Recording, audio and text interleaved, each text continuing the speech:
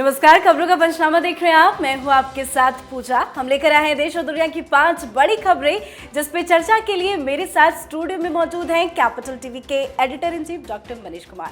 Doctor साहब, बहुत बहुत स्वागत है आपका। धन्यवाद। सबसे पहले नजर हेडलाइंस पर। राहुल गांधी के लंदन में दिए बयान का मुद्दा संसद में गूंजा। लोकसभा और राज्यसभा में बयान पर जमकर मचा घमासान। बीजेपी बोली माफी मांगे राहुल गांधी। कांग्रेस नेता सुखजिंदर रंधावा का आपत्तिजनक बयान। पीएम मोदी को खत्म करने की कही बात, कहा मोदी खत्म होगा तो देश बचेगा। दिल्ली शराब घोटाले में एक और बड़ा झटका। आरोपी अरुण पिल्लई को राउस एवेन्यू कोर्ट ने 3 दिनों की ईडी रिमांड पर भेजा। हॉलीवुड में गूंजा भारत का नाम। ऑस्कर अवार्ड में भारत की 2 फिल्मों ने लहराया जीत का परचम। ऑस्कर जीतने के बाद हर तरफ नाटू नाटू का शोर। रूस यूक्रेन युद्ध के बीच चीन के राष्ट्रपति शी जिनपिंग करेंगे पुतिन से मुलाकात। अगले सप्ताह मॉस्को जाने की खबर। दिसंबर में पुतिन ने दिया था न्योता।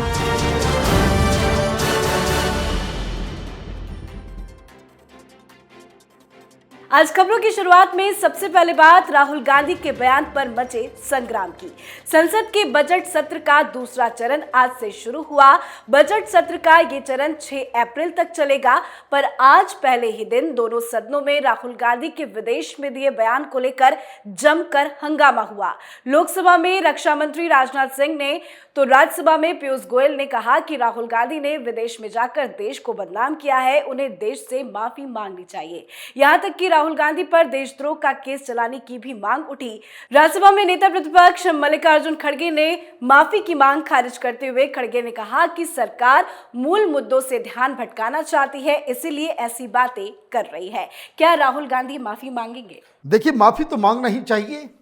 रीजन, पूरा देश इस चीज को जानना और समझना चाहता है कि राहुल गांधी लंदन जाकर के हिंदुस्तान के खिलाफ इन्होंने मोर्चा क्यों खोल दिया।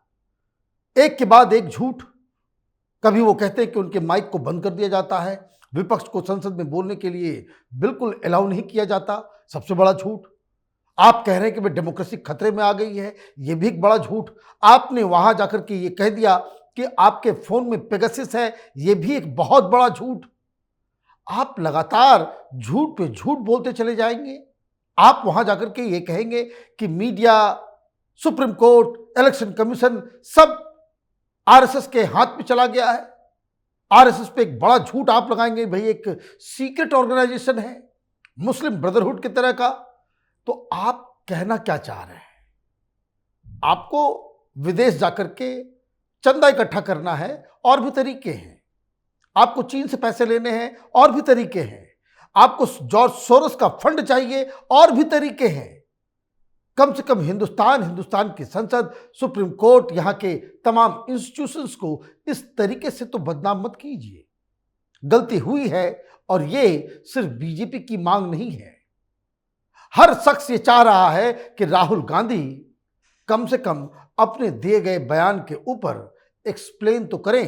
पार्लियामेंट में उनको बोलने का मौका देना चाहिए, ताकि वो अपने झूठ के बारे में देश को बता सके कि आखिर उन्होंने ये काम किया तो आखिर क्यों किया। बिल्कुल। अगली खबर में बात कांग्रेस नेता के विवादित बोल की। कांग्रेस की तरफ से एक बार फिर से पीएम मोदी के खिलाफ जहर उगला गया है। इस बार कांग्रेस नेता सुखजिंदर रंधावा ने प्रधानमंत्री मोदी पर शर्मनाक और आपत्तिजनक टिप्पणी कर डाली है। दरअसल सुखजिंदर रंधावा ने जयपुर में एक जनसभा को संबोधित करते हुए कहा कि मोदी को खत्म करो तो देश बच जाएगा। अगर अडानी अंबानी को खत्म करना है तो पहले मोदी को खत्म करो। ये मोदी देश का बेड़ा गर्क कर रहा है, मोदी देश को बेच रहा है।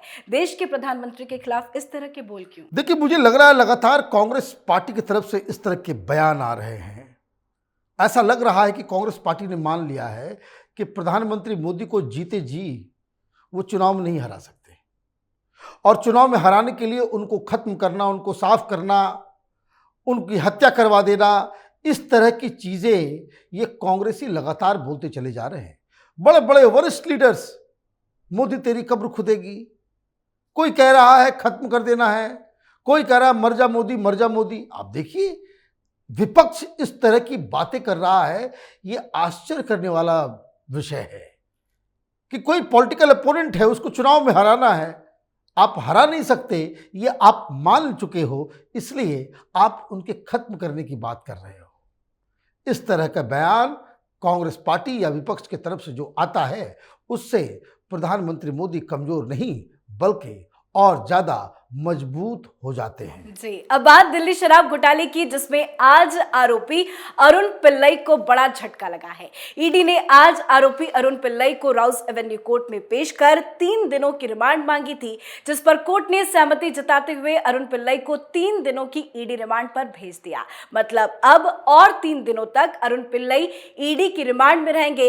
ये रिमांड के कविता के लिए मुश्किल भरा है, क्योंकि के कविता को एक बार फिर से ईडी ने 16 मार्च को तलब किया है। इसके पहले ईडी की 8 घंटे तक चली पूछताछ में कविता और अरुण रामचंद्र पिल्लई से सामना कराया गया था। ये कितना बड़ा झटका है पिल्लई के लिए, कविता के लिए और अरविंद केजरीवाल के लिए। देखिए, अरुण रामचंद्र पिल्लई ये साउथ लॉबी, ये जो साउथ से जो ग्रुप जो था, उसका ये चेहरा था। इसकी पूरी चीजों को आप समझिए कि ये लगातार बहुत सारी बातें वो बता गया। इसने एक और कंप्लेन की है, बाकायदा अर्जी लगाई है कोर्ट में कि ईडी उनसे जबरदस्ती बयान दिलवा रही है। भाई, बयान ईडी के सामने आप दोगे, वो तो आगे चल कर के जब सुनवाई होगी केस की, तो उसमें तो वो सबूत की तरह पेश किया जाएगा, यही होता है। लेकिन ऐसा लग रहा है कि ये केजरीवाल, कविता, सिसोदिया, ये तमाम लोग, जो लोग इस घोटाले को, जिन लोगों ने अंजाम दिया है, अरुण पिल्लई के बयानों में फंसते नजर आ रहे हैं। और इसीलिए ये जो 3 दिन का जो अगला एक्सटेंशन मिला है 16 तारीख तक, तो 16 तारीख को के कविता को भी बुलाया गया है, आमना सामना फिर कराया जाएगा। बहुत सारे बयान तमाम अलग अलग आरोपी जो इस वक्त ईडी की गिरफ्त में हैं वो कह चुके हैं। तो ये मुझे लग रहा है कि जिस हिसाब से ये केस आगे बढ़ रहा है, मनीष सिसोदिया वो तो ऑलरेडी जेल के अंदर हैं, तो कविता और केजरीवाल, इनके लिए बहुत बड़ी मुसीबत बनता चला जा रहा है। जी, अब बात ऑस्कर अवार्ड की, जिसमें भारत की 2 फिल्मों ने चौड़ा कर दिया है देश का सीना। ऑस्कर में इस साल भारत की 3 फिल्में दावेदार रही, जिनमें से 2 फिल्मों ने अवार्ड जीतने में बाजी मार ली है। साउथ की फिल्म RRR के गाने नाटू नाटू ने ऑस्कर में कमाल दिखा दिया और अवार्ड हासिल कर चुकी है। बेस्ट ओरिजिनल सॉन्ग कैटेगरी में नाटू नाटू नॉमिनेटेड थी, जिसकी गूंज ऑस्कर में सुनाई दी। साथ ही प्रोड्यूसर गुनीत मोंगा की डॉक्यूमेंट्री द एलिफेंट विस्पर्स को ऑस्कर अवार्ड मिला है। दोनों ही फिल्मों की टीम को पूरे देश भर से बधाइयां मिल रही है। ये कितनी बड़ी जीत है भारत के लिए। देखिए, बहुत बड़ी जीत है। और जब कभी भी ऑस्कर जैसे मंच पे हिंदुस्तान के कलाकारों के काम का तारीफ होती है, जब उसे कहा जाता है कि भाई they are the best in the world, तो ये हर हिंदुस्तानी के लिए गर्व की बात है। अब एलिफेंट विस्पर्स ये हिंदुस्तान में बनी पहली ऐसी फिल्म है, पहला प्रोडक्शन है जिसे ऑस्कर मिला है।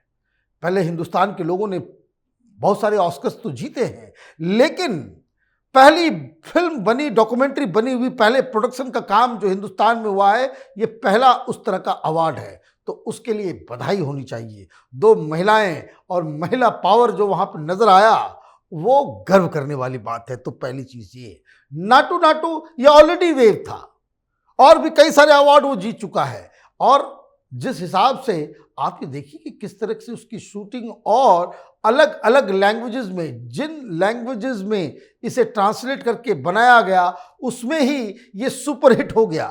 अब ये RR फिल्म, उसकी म्यूजिक, उसका सब कुछ कितना बेहतरीन था, अब इसके ऊपर ऑस्कर की भी मुहर लग गई है। जी, अब बात आज की आखिरी खबर की।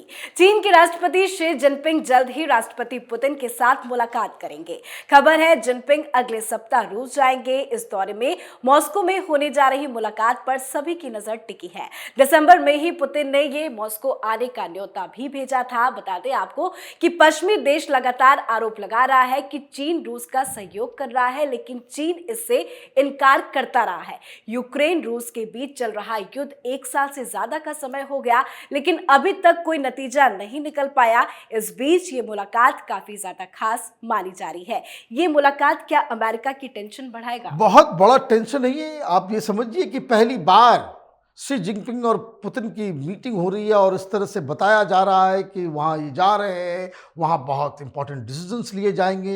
एक तरफ युद्ध चल रहा है, मतलब जो वर्ल्ड पॉलिटिक्स है उसमें सीधी लाइन खींची जा रही है। आप इधर हैं या उधर हैं।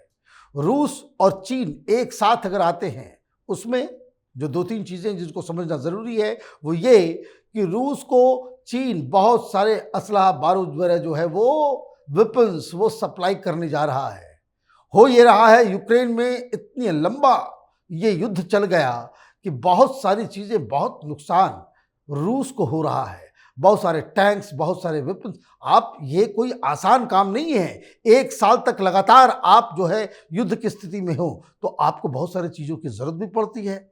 आप बेशक यूक्रेन को आपने तबाह और बर्बाद कर दिया, लेकिन अभी तक जीत हासिल नहीं हुई है। चीन का जो पहल है, शी जिनपिंग जो मॉस्को जा रहे हैं, ये पूरे ग्लोबल कम्युनिटी को एक संदेश है कि रूस और चीन साथ साथ है इस मुकाम पे, जबकि पूरा EU, यूरोप, नाटो, अमेरिका और भी बहुत सारे देश वो रूस के खिलाफ खड़े हैं। चीन के आने से एक दूसरी तरह का समीकरण बनेगा। उसके बाद हिंदुस्तान को भी कुछ अपने स्टैंड के ऊपर रिथिंक करने की आवश्यकता होगी। जी, बहुत बहुत धन्यवाद इतनी जानकारी के लिए। धन्यवाद। खबरों का पंचनामा में आज के लिए फिलहाल इतना ही। देश विदेश की बाकी खबरों और उनके सटीक एनालिसिस के लिए देखते रहिए कैपिटल टीवी। हमें लाइक कीजिए, शेयर कीजिए और कैपिटल टीवी को सब्सक्राइब कीजिए। नमस्कार।